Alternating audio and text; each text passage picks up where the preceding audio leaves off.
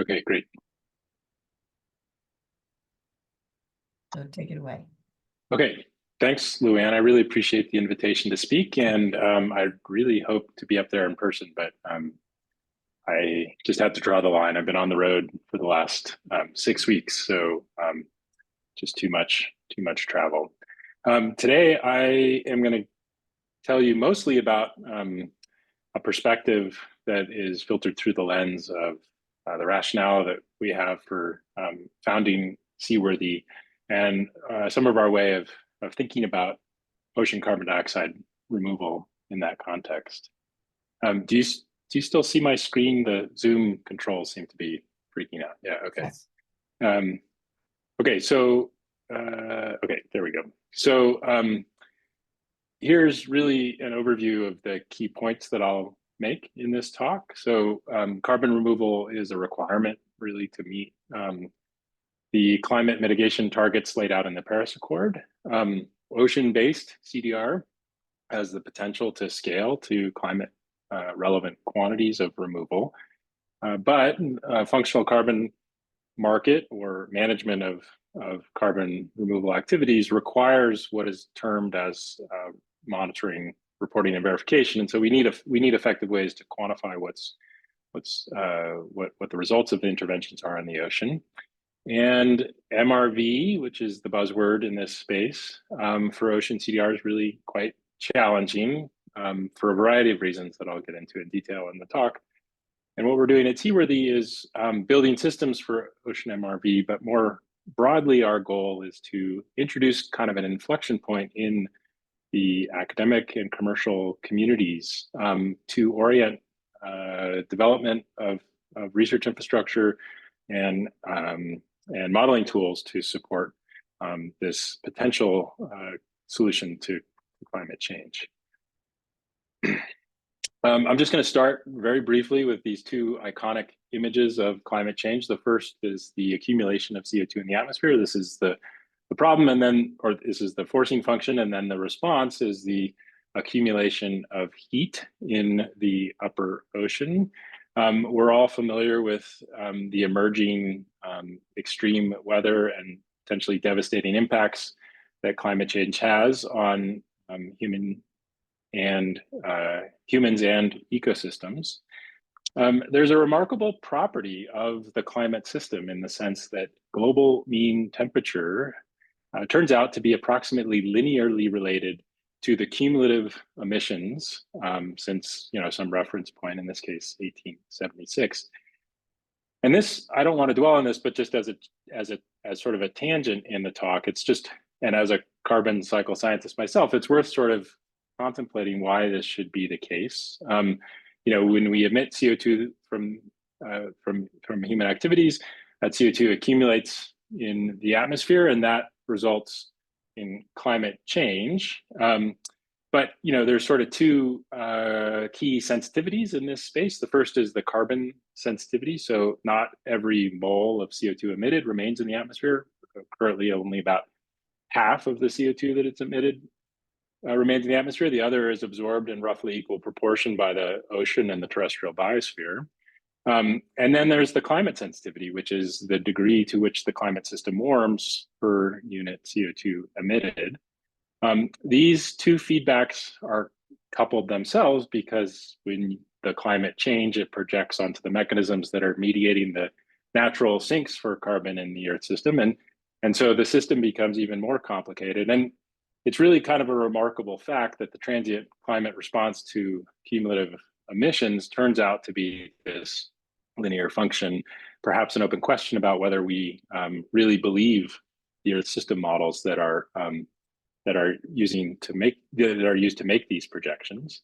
But nevertheless, the implication of this linear response is that there is a finite amount of CO2 that we can emit in a cumulative sense in order to maintain global mean temperature below some threshold. And that's what's illustrated on this graph here. We've already emitted almost 26 gigatons of CO2. And so if we want to remain below a 1.5 degree target, we only have 275 gigatons of emissions remaining, and that's about 7 years at current emission rates. And you can see that from the other pie charts the comparable scaling. And so this sort of cumulative emissions budget is a lens in which to view how we approach carbon management. It's clearly the case that we need to reduce emissions in order to meet climate targets.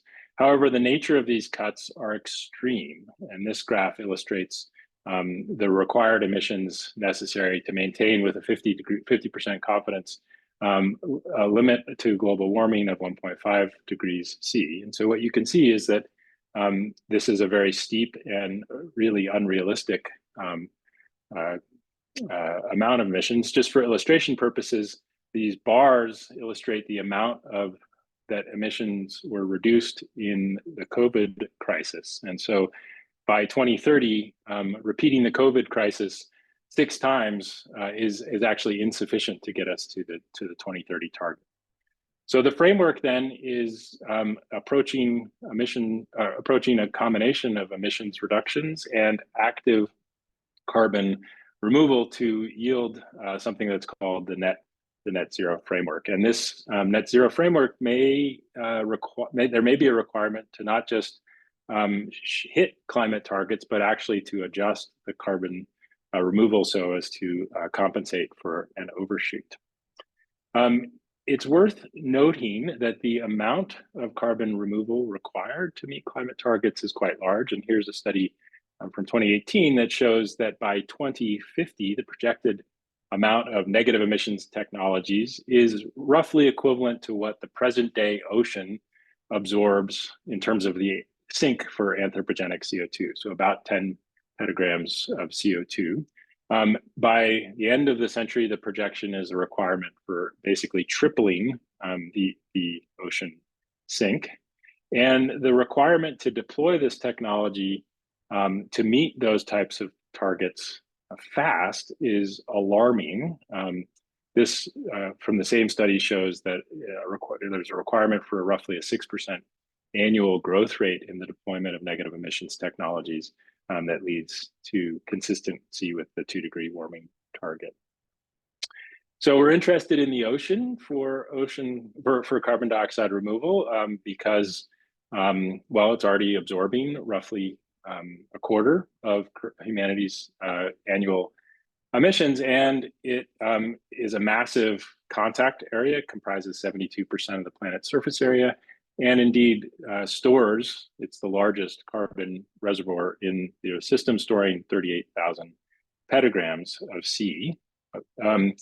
And there are a lot of, or several technologies that have been proposed to essentially accelerate the rate at which the ocean is absorbing CO2 from the atmosphere. In this presentation, I'll focus mostly on ocean alkalinity enhancement, which entails adding alkaline materials or removing acid from the ocean surface so as to affect the chemical capacity of seawater to store additional CO2. And then a quite analogous technology, and from the perspective of quantification, is active removal, ocean carbon dioxide, direct removal of carbon from the surface ocean, which is sort of analogous to direct air removal, except that it's removing carbon from the surface ocean. Other technologies that have been proposed include things like iron fertilization or macroalgae cultivation and biomass sinking. One of the things that motivated my own sort of interest in moving into this space was watching the amount of private equity flooding into a burgeoning collection of startup companies seeking to deploy technology in the ocean for carbon dioxide removal. And watching this from the perspective of a research scientist was at first alarming, and then as I thought more about it, realized that it really was incumbent, or and it implies a responsibility of the scientific community to step up and engage with the commercial sector, in particular because the commercial sector has this really powerful problem-solving capacity. Startup companies are laser focused on living or dying, and so they have very strong motivation to deploy ingenuity and innovation to achieve the objectives And I think if we have the capacity as a society to couple that entrepreneurial spirit with sound, credible science, it's really that blend of skills and perspectives that's necessary to engage in climate mitigation solutions. So there is this flood of capital, and part of the motivation of these startup companies is to be able to sell carbon removal on an emerging carbon market in anticipation, for example, of a compliance market. Right now, most of the carbon removal transactions happen in the context of voluntary markets. But watching the growth of this market is incentivizing this investment. However, in order for this market to function and for it to be reliable in the context of actually making contributions to climate change mitigation, requires an ability to quantify the efficacy of these technologies. So I'd like to talk a little bit about that. It's key to recognize that ocean carbon dioxide removal is a two-step process. The first step is that an intervention is applied. Perhaps it's an ocean alkalinity enhancement or a direct ocean removal. That intervention induces a deficit of CO2, the partial pressure of CO2 at the surface ocean. And then but that's not yet carbon dioxide removal. Carbon dioxide removal happens as that deficit is replenished via air-sea exchange of CO2. The key challenges associated with quantifying the efficacy of ocean CDR deployments are multifold. So first, because gas exchange, CO2 gas exchange, is a relatively sluggish process, ocean circulation transports the material, for example, alkalinity that has been added to the ocean, and the gas exchange signal manifests at very large spatial and temporal scales, scales that are really difficult to access via observations. In the context of detecting those signals, because the system ends up with very dilute effects of CDR entrained in the flow, there are unfavorable signal-to-noise ratios. The background level of alkalinity or DIC in the ocean is high, and the variability can swamp the ability for detection to happen on the basis of observations. A key thing related to assessing carbon removal is that the assessment of ocean uptake must be done in the context of a counterfactual scenario, the absence of an intervention, and that counterfactual is in principle impossible to observe directly by definition. And so understanding how to effectively construct a counterfactual so as to assess net removals relative to that counterfactual is a key problem. And then finally, there's this epistemic risk that arises in the context of attempting to manipulate a system that is really complex and one that we don't yet fully understand. I think if you look at the literature for example, the estimates of the air-sea flux, global air-sea flux from the Global Carbon Project, there remains an order 4 petagram discrepancy in the flux estimates derived from observationally based reconstructions and those derived from global ocean biogeochemical models. That's a 4 petagram discrepancy between those two data sets on a flux that's about 10 petagrams, and so roughly a 40% error. And that's sort of indicative of our baseline understanding of the ocean carbon cycle. I'm just going to drill down a little bit into each of these problem areas or challenges a bit and present in this animation the results from a study that we conducted in a coarse resolution model releasing alkalinity from an injection site off the coast of Northwest Africa. And what you can see here in this movie on the left is the uptake curve that is normalized to the amount of alkalinity that we put into the model. This curve should asymptote to a value of about 0.7 to 0.9, depending on where you are in the ocean. In this place, it should be somewhere between 0.75 and 0.8. What you can see is that after about 15 years of integration, this curve is still climbing.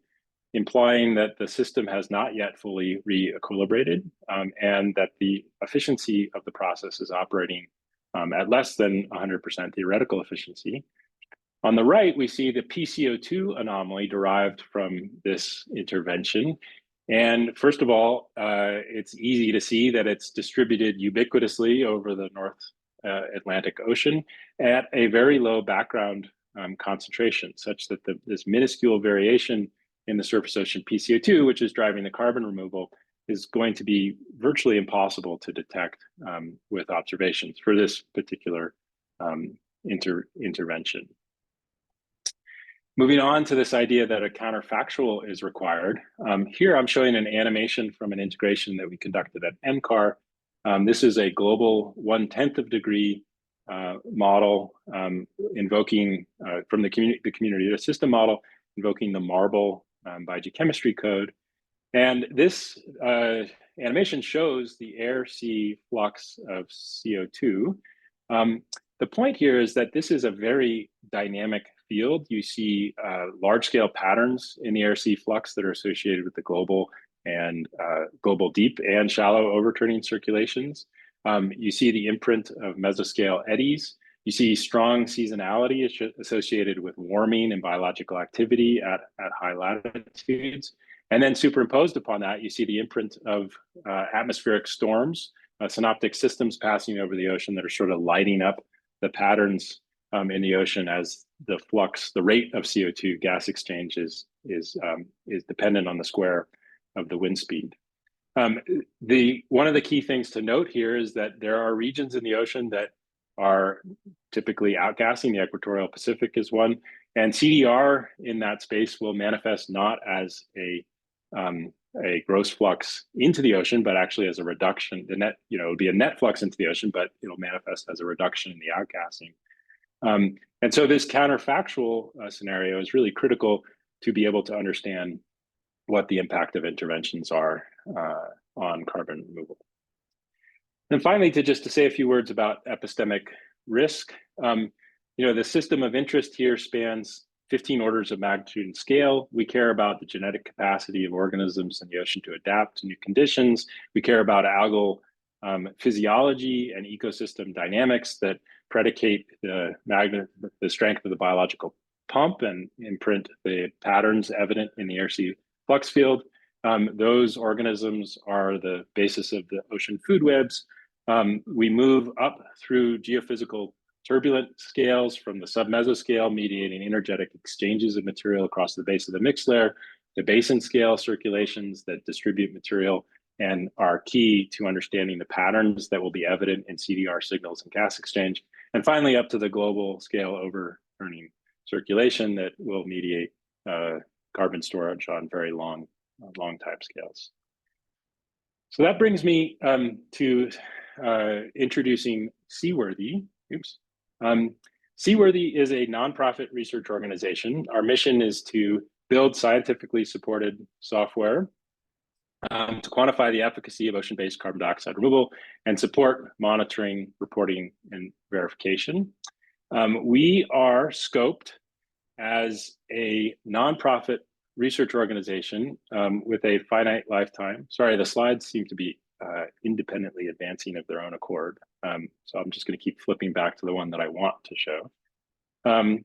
We're a nonprofit because we aim to be a neutral arbiter of the best available science. There's a lot of commercial actors in this space, and the ability for a nonprofit to sustain a voice of science is a really important contribution.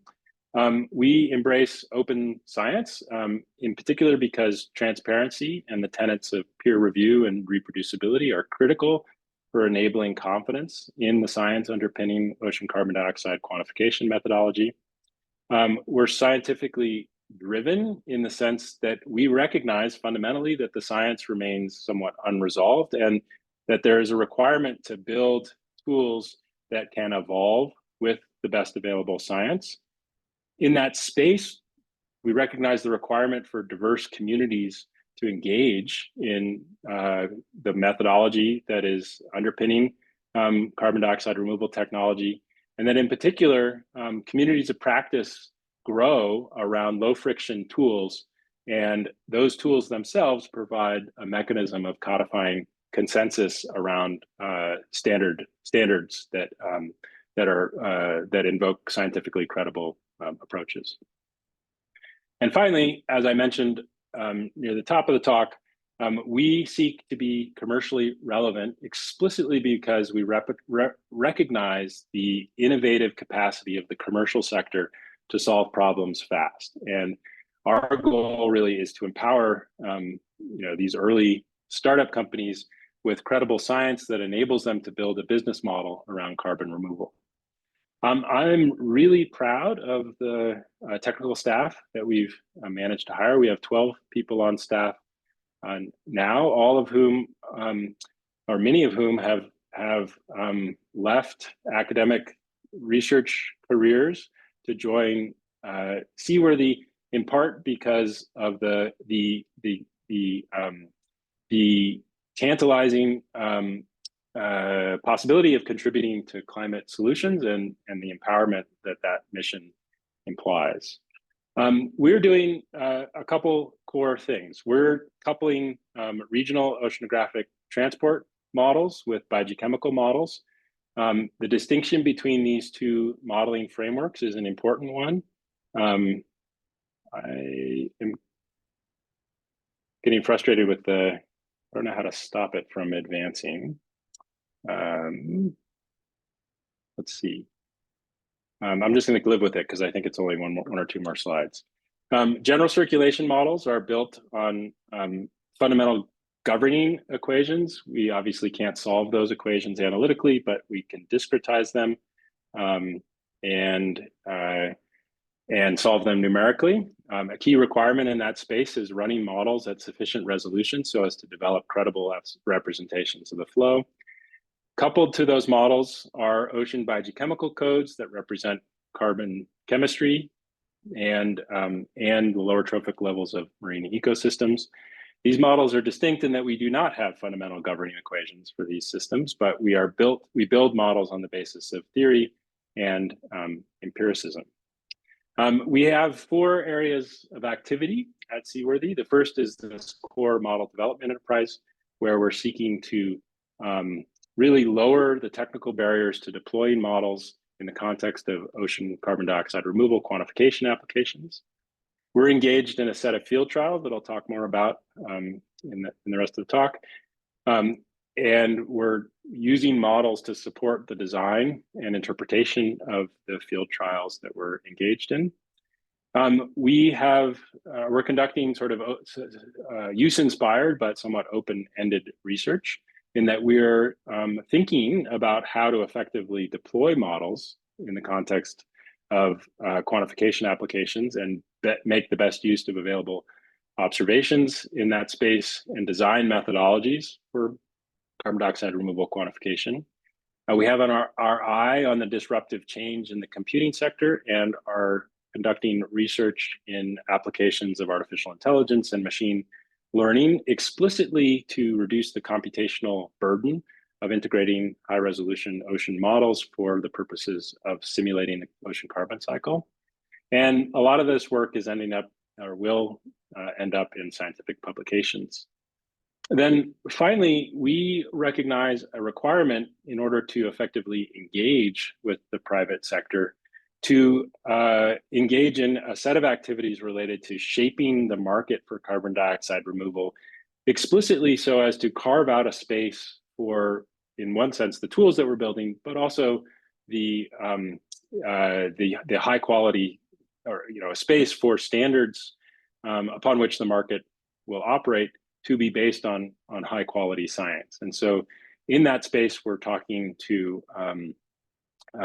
market actors, CDR suppliers, the startup companies that are designing technology for CDR is one area, but we're also talking to buyers and carbon registries to ensure that we can build consensus about paths forward towards effective standards. Okay, so one thing I'd like to highlight in the context of some of the challenges related to ocean quantifying ocean CDR is that there really is a breadth or a range of spatiotemporal scales that require, to some extent, explicit or implicit representation in modeling frameworks so as to effectively simulate the system to high fidelity. Interventions happen at what I'm nominally calling the near field. We could quibble a little bit about the terminology. The near field is characterized by scales on the order of meters to tens, maybe hundreds of meters, and has a lot of specificity for particular projects. There's opportunities to approach the near field with process modeling. In this case, I'm thinking about ultra high resolution large eddy simulations, for example, that enable quantification or empirical relationships that quantify the dispersion of material in the ocean. Moving up from the near field is the local regional scale, where in both the near field and the local regional scale, observational networks have a hope of being able to detect the CDR signals directly. These scales are best addressed from a modeling perspective by nested regional models, and there remains a degree of specificity related to the regional dynamics of particular oceanographic regimes that vary from particular place to place. Finally, we have a hypothesis that a lot of the CDR signal, particularly from ocean alkalinity enhancement, manifests at regional to basin scales. And here, observational networks have a role to play, particularly in validating modeling frameworks in the context of ensuring that they can present reasonable background states. And these scales are amenable to standardization in the sense that you can build a basin scale model that serves a collection of CDR interventions happening within that large region. But right now, we don't have clarity on how to effectively couple these scales. And so there is a problem inherent in the numerical modeling space related to upscaling. Okay, so I just want to highlight a couple examples from our field trial design. These have not yet occurred, but just to clue you into a little bit of our thinking in this space, highlighting these sort of the near field and regional specific scales. So we are planning right now two field trials. The first is in a fjord called Hvalfjordur in Iceland. This is going to be a ship-based release of sodium hydroxide. And it comprises a partnership with the Carbon to Sea Initiative, which is a philanthropically funded effort to explore ocean alkalinity enhancement.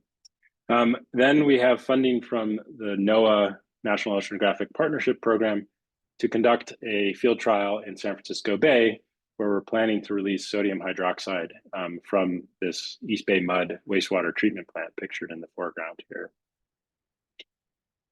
Here is a map showing Hvalfjordur, which is this relatively large fjord. For reference, this is Reykjavik. This fjord was chosen by the Carbon to Sea Initiative program as a likely testbed site, the hypothesis being that the geometry of this system provides some degree of retentive dynamics such that you can deploy material in the fjord and track that material effectively over time. We'll see if that is actually the case. And that Iceland presents this sort of optimal blend between a society and culture that is really interested in forward thinking on climate solutions, but also has a fairly strong regulatory framework. And so it's really important that the first ocean CDR field trials are not perceived as doing an end run around regulatory frameworks, but are appropriately sanctioned by the regulatory bodies that exist. And so the Icelandic government is potentially open to permitting this activity. The plan for this field trial is to basically drive the ship around on a grid and release 30% sodium hydroxide from the stern of the ship. The key constraint in adding alkalinity to seawater is the risk of triggering precipitation of brucite calcium carbonate minerals that have the potential to remove more alkalinity from the solution than you put in. And so understanding the dilution dynamics so that you can modulate the rate of alkalinity addition so as not to exceed pH threshold is a key constraint.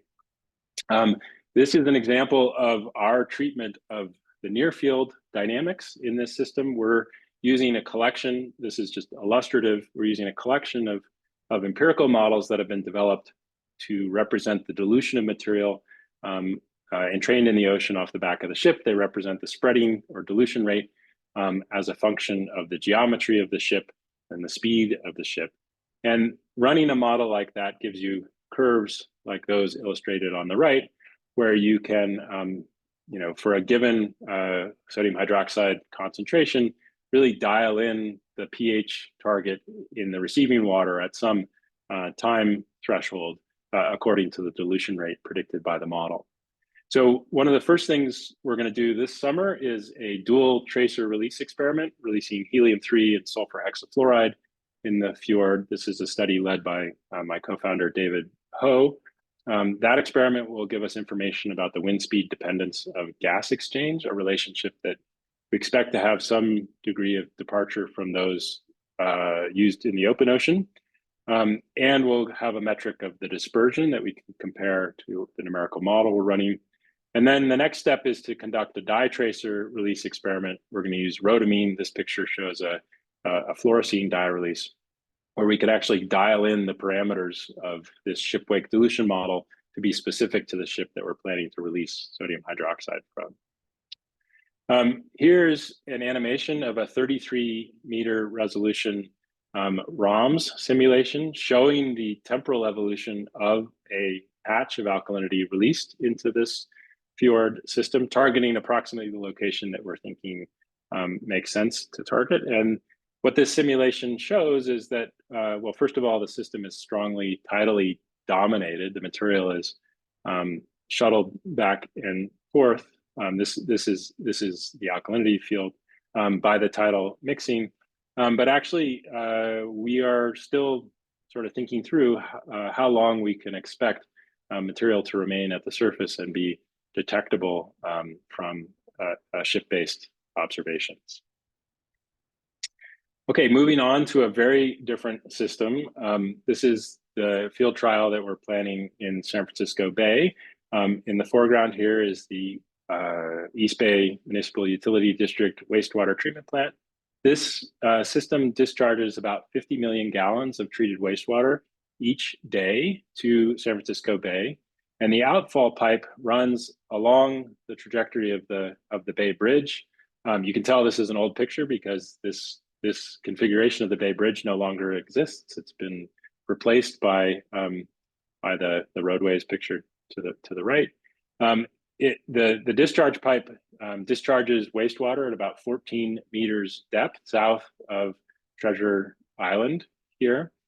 And the dynamics, one of the things that we're concerned about is the dynamics of that wastewater plume in the context of the bay and the associated tidal mixing.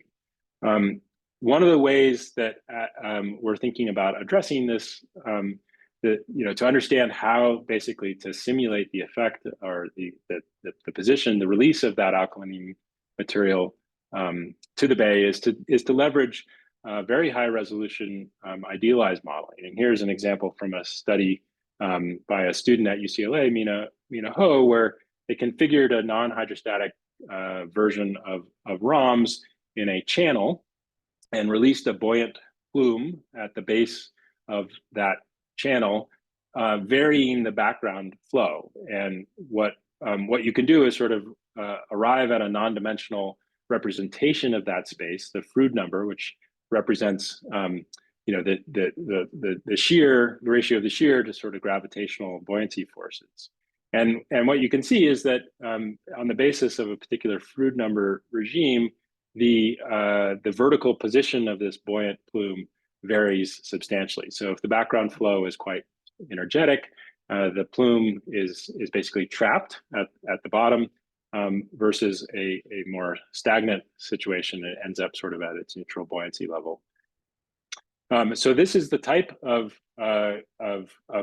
framework that we're using basically to impose alkalinity forcing into a regional scale model. And a regional scale model will look perhaps something like this. This is a simulation that was conducted by Jeroen Molmaker at UCLA, and it's just showing the surface salinity, but what you see is the very strong imprint of the freshwater signal emanating through the Golden Gate from San Francisco Bay. And so an alkalinity plume generated in the bay would have some degree of correspondence to this type of simulation. Interestingly, there's reasons to believe perhaps that there are meteorological effects on the ocean alkalinity enhancement efficiency as applied from this system. Here's some results from also Jim McWilliams' group at UCLA showing the distribution of a tracer. These transects on these transects A1 is up here, and B1 is here. And what the top panels show is the distribution of a tracer released from San Francisco Bay during conditions characterized by southerly winds, which favor downwelling in the system, versus northerly winds, which favor upwelling. And so what you can see is that based on the meteorologic conditions, there's an expectation of material to being preferentially either fluxed to depth and therefore out of contact with the atmosphere, curtailing the carbon removal signal, or maintained at the surface and potentially accelerating or enhancing the efficiency. The long-term fate of this water offshore into the subtropical ocean is something that we're considering. Okay, so that was a quick rundown of these first two scales, the near field and the local scale. Just in the last part here, I'd like to turn our attention to the large scale and tell you a little bit about some ideas that we're exploring related to developing sort of computationally efficient, potentially, ways to approach estimating carbon removal at the basin scale. And so this is sort of, a few weeks ago, I was asked to give a talk at the Carbon to Sea initiative convening. I was explicitly asked to cast my talk as a hot take, a provocative statement. So this was my hot take, that impulse response functions enable robust quantification of net carbon removal. We'll see if you agree with me when I present the evidence. So first of all, what is an impulse response function? This is an idea from signal processing and control theory. We have something like the proverbial black box, and you put some input into that box, x of t, and you have an interest in predicting the output of that box. And so, you could imagine building a mechanistic model of what's happening in the box in order to predict that output. Or you can do something that's called an impulse response function, where you actually provide to the system a Dirac delta function of forcing. This delta function is a unit pulse of some characteristic forcing. And then you observe, or in our case, integrate the model forward to derive a characteristic uptake curve. This is in the mathematical literature known as a Green's function.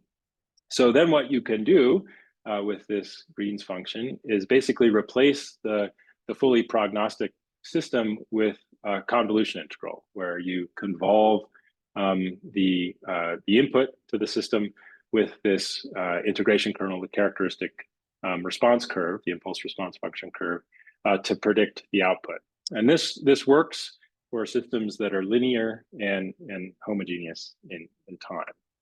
So how does this work in the context of ocean alkalinity enhancement? Well, you might imagine forcing a numerical model with this delta function, a point source of alkalinity.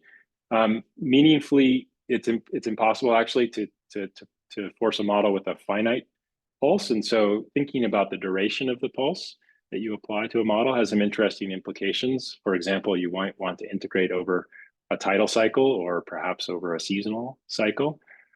Integrating the model forward, you get the distribution of an alkalinity plume, and from that plume, you can compute the air-sea flux signal, the carbon dioxide removal, deriving something like the curve shown in the third panel on the right here, the change in the ocean carbon inventory normalized to the amount of alkalinity that you put into the system. So we've done this for the global ocean using a coarse resolution model. I showed you some of these results previously. What this animation shows is the temporal evolution in the efficiency. So this is climbing up that characteristic response curve. And what it shows is that most of the low latitude or sort of subpolar to low latitude ocean is characterized by relatively high efficiency that's close to the thermodynamic maximum, but that it requires at least 5 to 15 years in many cases for that full efficiency to be obtained. That's an important result from the perspective of trying to structure carbon removal transactions. In particular, right now, for example, most transactions require an ex post framework, i.e., there's a framework called pre-purchase agreements where money is transaction in advance of the actual carbon removal, but for offtake agreements to occur, the carbon removal has to actually have happened. And so these long time scales of removal present a challenge in the context of these markets. You'll note that this animation shows a release of alkalinity that occurred in January, and these high latitude regions in the North Atlantic really stand out as areas where the efficiency is terrible, primarily because there's cold air outbreaks driving deep convection, immediately removing this alkalinity material from the surface ocean. We are in the process of releasing these data, this global data, in partnership with Carbon Plan on an interactive website that enables exploring patterns in global efficiency and drilling down into particular regions. So what you see here is mousing around the map enables you to see the particular efficiency curve for the particular polygon of interest. The slider in time enables you to see sort of how that pattern becomes amplified or muted as a function of time. And then if you click on a particular release location, you can animate in a forward sense, the distribution of material emanating from that site, or run the simulation backwards. If there's an area of particular interest, you can use this time series generation tool to see when the alkalinity from that particular release location arrives and what the magnitude of that signal is. This tool will be live in hopefully a few weeks' time, accompanied by an explainer article written for a general audience on the Carbon Plan website. So how does this work for carbon quantification? Well, first, this is a hypothesis, and we're working through testing the various bounds of some of the linearity. But what we imagine is that you can use modeling systems to generate these characteristic uptake curves.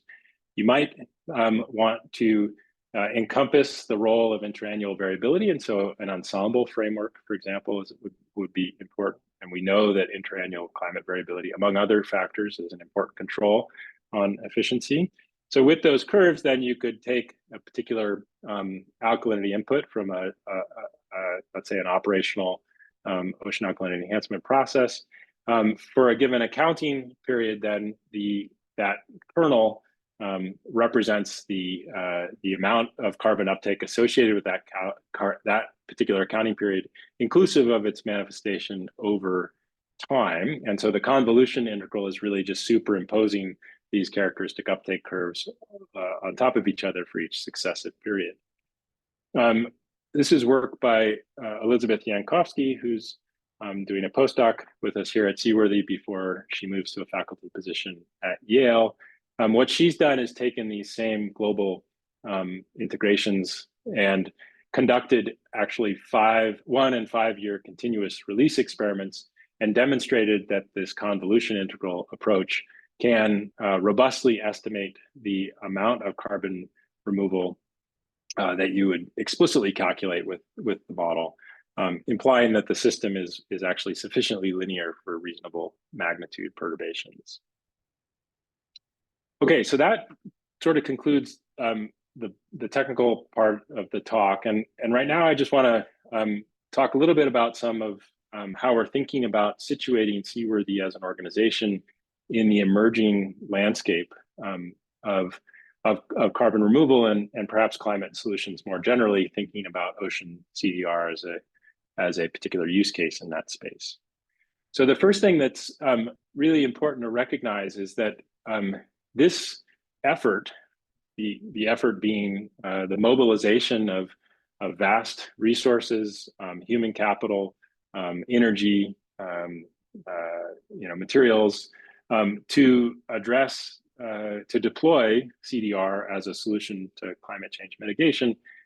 In order to do that in a way that's consistent with the best available science, and to leverage this problem-solving capacity in the commercial sector, it really requires an engagement across diverse sectors of society. And so at Seaworthy, we're really cognizant of our role in mediating conversations and mediating real sort of lasting relationships between these various sectors. So, our roots are in oceanographic research, and we're deeply engaged in doing our own research as well as tracking innovation in both, the oceanographic space as well as in particular computational technology. There's a lot of disruptive changes happening right now in supercomputing and in AI and ML. And then ultimately, if we want to deploy CDR at scale in the ocean, we have to start small. And so field trials are really a critical component of working through the problem space that's necessary to actually think about building the evidentiary basis for scaling. We're engaging deeply with the carbon removal markets. We're watching trends in the voluntary and compliance markets, and we're mediating conversations between suppliers and buyers. We're keen to understand the requirements that suppliers' particular technology imposes on quantification methodology, and mediating conversations with respect to what appropriate standards should be to underpin quantification protocols. And then finally, there's this broad category that I've loosely termed social license. This is the space where there's a regulatory regime. Some of that is impressed upon, the permitting of early field trials, but also in the long term, there is going to be a requirement to sort of sustain oversight of an emerging industry should it scale. A very important question is ecosystem impacts, and thinking about how, at Seaworthy, we're primarily focused on the quantification problem. We recognize that there's a tremendous amount of value in the information that we're generating using numerical models that can be filtered through a lens of projecting ecosystem impacts. And then finally, communities, the impacts of deployment of CDR technology on communities and the perceptions of those communities. The impacts, this is a multi-scale problem where local to global scale communities will either be impacted in negative or positive ways by these industries. And really the perception of citizens of this technology is going to be a key thing that is sort of a gate that will either curtail deployment or facilitate deployment. So being able to engage effectively with a broad variety of interested parties across society is really important. We are governed by this creed, which is that technical communities of practice develop organically around low friction, open source tools. And these tools form a center of gravity for collaborative development. So this perspective is informed by years spent developing the community ecosystem model, for example, at NCAR. And we view, models essentially as a platform for synthesis of new research, and ultimately a framework in which to codify consensus on best practices.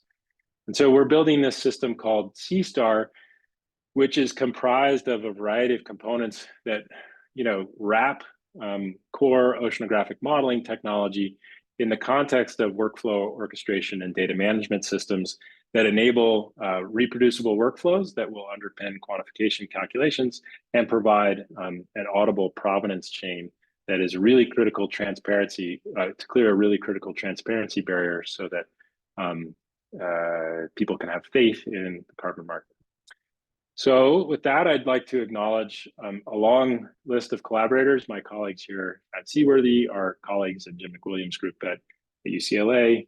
Menyang Zhao at University of Connecticut was the graduate student behind that global ocean efficiency data set, and he's been incredible to work with, along with Mike Tyka at Google, our colleagues at Carbon Plan, who we've been collaborating with, develop this interactive tool.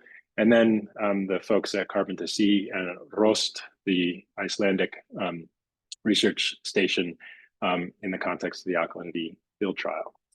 And with that, I'd just like to end on sort of a philosophical note, just reflecting on the opportunity and challenges confronting us right now as a society.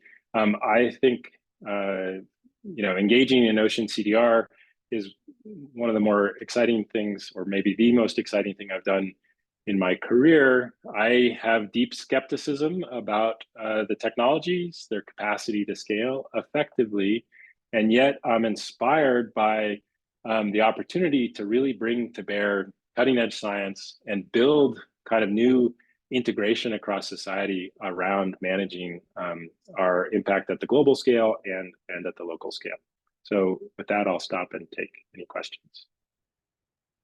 Great, thank you so much. That was a wonderful talk. Before we go to questions, I wanted to remind students to do the lecture reflections, and if you would please fill out your evaluations. That would be awesome. Okay, so raise your hand if you would like to, and yeah, let's thank Matt, virtual claps. And if there's any questions, you can put it into the chat, or you can raise your hand and I'll unmute you.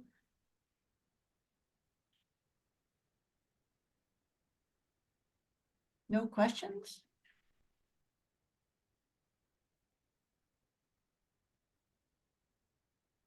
So what's the next step? You're sort of doing the quantification now. Is there some sort of another big thing ahead, or is it more and better of what you're doing? We are engaged in sort of a process of making investments in sort of improving the core infrastructure that helps us deploy models quickly and effectively. We're working towards thinking about how to build a community around C-Star and engage people in that, and really try to lower the barrier. And then the technical barriers to deploying models. We're not deluded in the sense that we understand the deep challenges associated with effective numerical modeling. Recognize that people spend whole careers, scientific careers, fine-tuning and really developing credible solutions for a particular region. But as we embark upon that process, we're continuing to confront challenges, and we ourselves are our first user community, and so the different experiments that we're engaged in, as well as partnerships that we're developing with commercial entities to support early pilots, provide a venue to sort of test the workflows.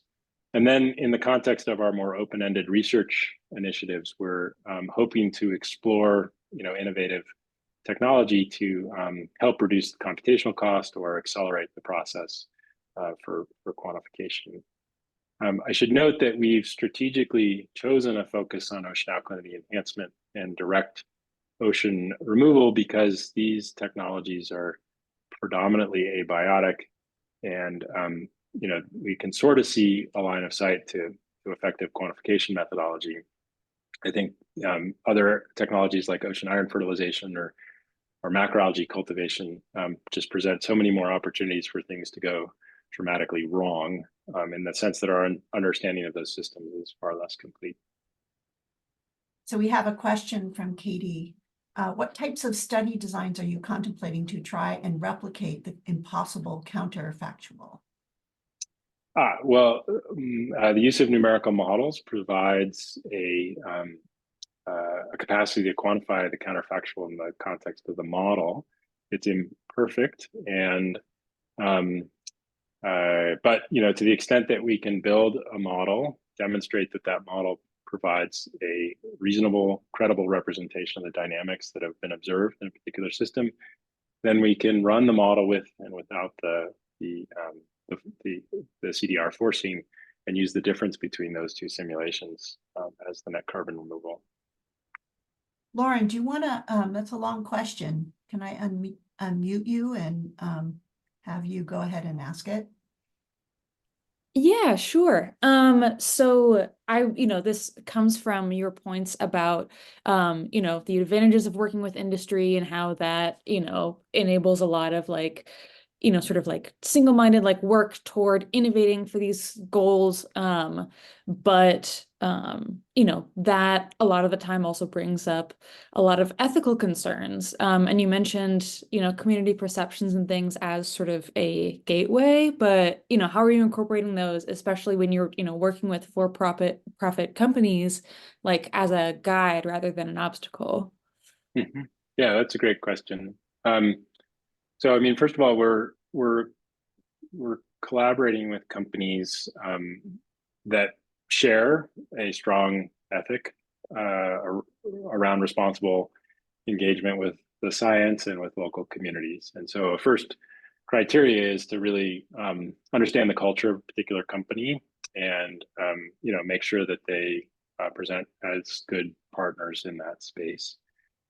We, in the context of our own field trials, these are not commercial deployments, they're research deployments, and no removal transactions will occur. But we recognize a requirement to engage deeply with local communities to make sure that they understand and to an extent are willing to sanction activities in their local area. But this question moves well beyond seaworthy. We are partnering with social scientists and other entities to kind of get the word out, to explain the processes behind these phenomena, and provide, through collaboration, provide venues for engagement. And so, it's not something that we as a single organization can do ourselves, but really requires partnership.